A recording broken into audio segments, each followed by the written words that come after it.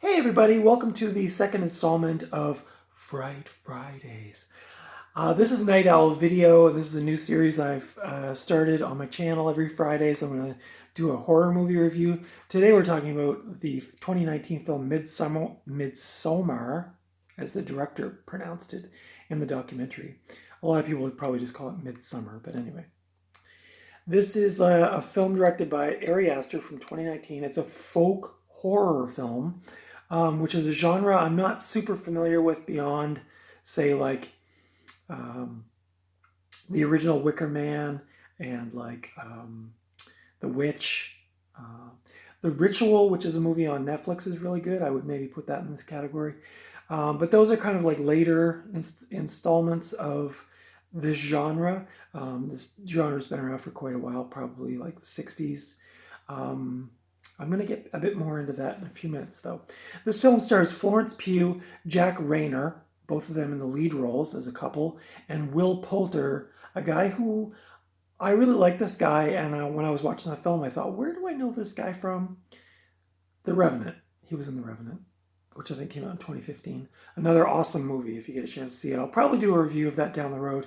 Maybe I'll save that for one of my winter classic films, because it is set kind of in the snowy environment. This is a follow-up to Ari Aster's movie Hereditary, which I believe came out in 2017, I want to say. Also another film I really like, although not a folk horror movie per se.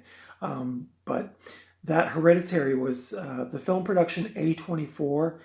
They do a lot of these kind of like elevated horror. I don't know about that tag, but anyway, Hereditary was one of their biggest grossing films in their catalog, and this one came shortly after. So I'm thinking A24 probably thought, this Ari Aster's a person we can count on, and boy did he deliver with this one. This is something. I'm going to get more into it.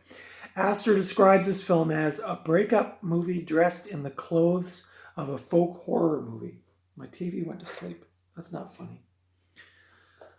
A breakup movie dressed in the clothes of a folk horror film. So that's what we're talking about here. This is really at the heart of it, a film about a breakup, and one that seems like it's kind of ending at the beginning of the film, and then it's just this slow motion breakup. It's pretty heavy. Ari Aster was actually going through a breakup when he came up with the idea and wrote this film, and you can really feel that in this, the weight of it. If anyone out there has gone through a breakup, it can be pretty heavy. So this movie, if you're not emotionally prepared, again, I'll probably say that a few times through this review, but if you're not feeling strong, don't put this on, because you have to be in a good frame of mind for this. This scene behind me is from the film where Florence Pugh is chosen as the May Queen in the film and gets dressed up in these flowers. This is just a DVD transfer, but you can see the beautiful colors that they use in this film, and some of the costumes and scenery is just really beautiful, very colorful. So right off the bat, I'm going to get into the synopsis, but I just want to say this movie's very heavy. So if you're not feeling particularly strong, or you're feeling vulnerable, this might not be your Friday night popcorn type movie. This is really heavy. And the opening scene in this film alone is one of the heaviest damn scenes I think I've ever seen in a film. It is heart-wrenching. And Florence Pugh is so good in this as an actress. I mean, she is really a powerhouse and really, really conveys that pain. So right out of the gate, this movie just crushes you. And then it gets a little brighter and a little more floral, and then it just grinds you into the ground. So it's a bit of a punishment, but a beautiful movie and a very well done movie. So the synopsis, which again I've copied and pasted from the internet, but a couple travel to Sweden to visit their friend's rural hometown for its fabled Midsummer Festival. But what begins as an idyllic retreat quickly devolves into an increasingly violent and bizarre competition at the hands of a pagan cult. This is ultimately a breakup movie, as Ari Aster was going through a breakup writing this film, as I had mentioned. My thoughts on the film were the acting was brilliant. I thought all the actors were really good. It's like some college kids going to Sweden for this pagan folk festival. They all seem very cocksure, very almost arrogant. Um, but they're invited to this festival by their Swedish friend, and little do they know, it's a big celebration for this pagan cult. It's the 80th year since they did this ceremony the last time, so they're inviting these people into their village for this 80th commemorative festival, which is not a nice festival. Seems like it is the beginning, but things quickly turn sour. Let's just unpause that for a sec. Yeah. Just trying to stop it from freezing or going to sleep. So yeah, the acting was really solid. The horror was paced well throughout the film, but when it happens, oh boy, was this thing unsettling. And I use that word a lot. Even talking to other people about this film, the word is unsettling. And I watched the documentary on this disc with Ari Aster, and that's what he said he was going for. So deeply unsettling. Let's have a little sip of Joe here. Not as hot as I would like it, but still quite delicious. The special effects and the prosthetics were really believable, and again, very unsettling.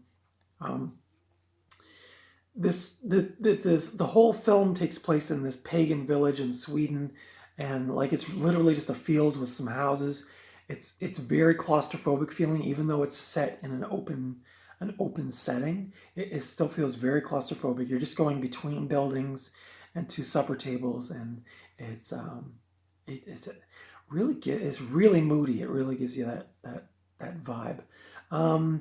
So with these folk horror movies, a lot of the time it's about people from first world countries going to these isolated communities where maybe they've been living in isolation for a long time, and it's about that, like, modern meets the old ways, and how sometimes that's really scary and really challenging, even though you think, oh, it's just like a harmless little village with some pagan people. They're all dressed in white, wearing flowers in their hair, and everything's going to be fine. And then you quickly realize that in fact, not everything's going to be fine. Very reminiscent of The Wicker Man. So this is kind of gives you that surreal, kind of unsettled feeling. Like you think you're going into this little harmless community, and then you discover that, oh, these people are actually like kind of scary. And then, like I said, The Wicker Man did this for me too. Very reminiscent of that. I did just get finished watching a 3-hour and 15-minute long documentary called Woodlands Dark and Days Bewitched, A History of Folk Horror, which you can stream on Shudder if you have Shudder, and you can rent it on YouTube for, I think, $1.99. It's a really amazing documentary, and as soon as I was done watching that documentary, I thought, I gotta go watch Midsommar, because it just put me in that mood for that. So I might even watch The Wicker Man in the coming days, just because I'm kind of into that vibe. But this film mentions like hundreds of other movies from the past and books from even before that, where this whole trend of folk horror started. And Midsommar is basically your modern version of that, like, hands down. This was a co-production between the United States and Sweden, A24, as I mentioned, and the Swedish company Nordisk. The film was made in Budapest in the summer and fall of 2018.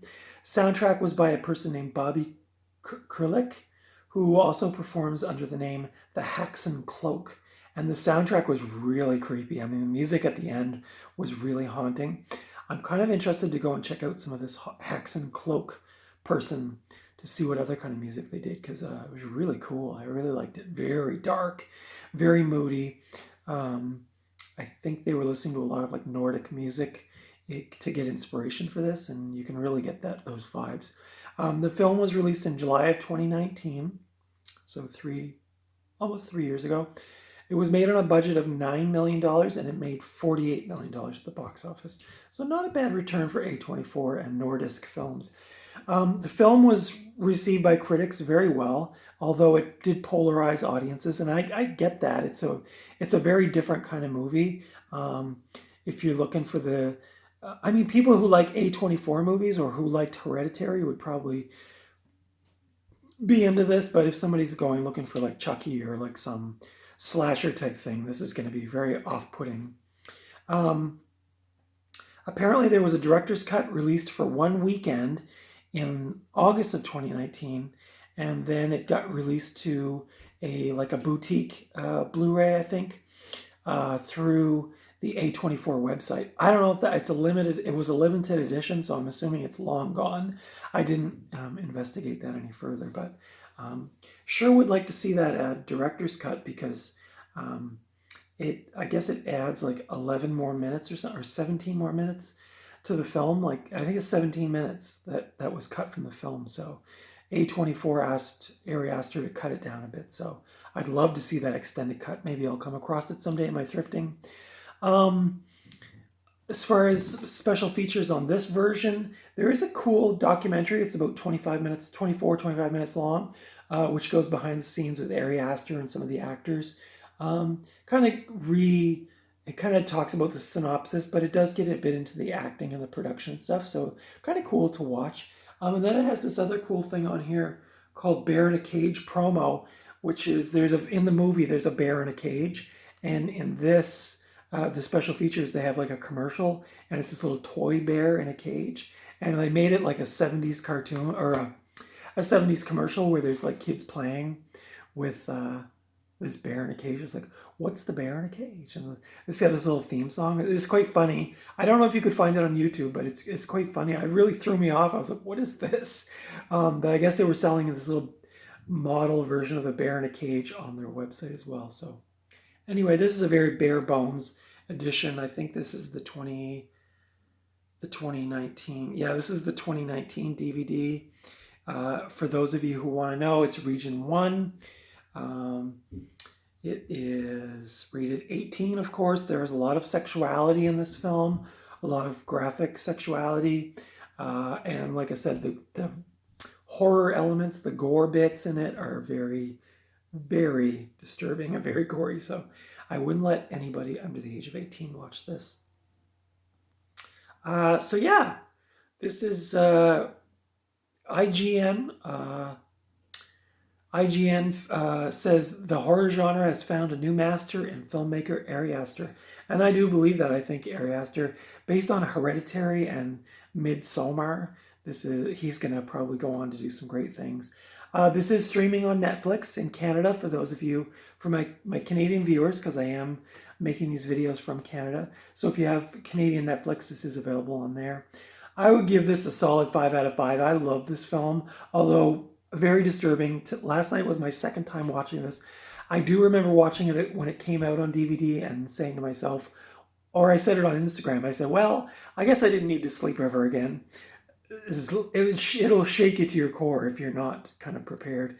And even Ari Aster in the documentary says, like, I want you to finish this film and feel really disturbed, very unsettled. And did he hit this out of the park with Midsommar. Highly recommend this film. If you can get a copy, or you can watch it on Netflix, like I said, in Canada. Thank you for watching my little review of Midsommar, and thank you for tuning into my channel again. Thank you to everyone who subscribed, commented, and liked, and I hope you continue to do so. And if you have any friends out there who like horror movies or cult films, I certainly wouldn't mind if you recommended my channel to them. I'm trying to get some more viewers and all that kind of fun stuff. I'm over on Instagram, Night Owl Video, and I am moving in a couple of days, so I don't know if I'm going to get to Occult Movie Tuesday this coming Tuesday, but I will do my very best. I'll do my very best. And I'm probably going to go thrifting this weekend in my new hometown, so maybe I will find some goodies while I'm out and about. But until then, I hope you're doing well, and let me know what you're watching in the comments below. I'd love to hear what other people are watching, or if you have any recommendations for me based on what you've seen so far. Be sure to check out my video from this past Tuesday where I talked about Streets of Fire on my Cult Movie Tuesdays. And until my next video, Take care, and I will see you at the video store. Now I have to press the stop button with my pointing finger. Video store.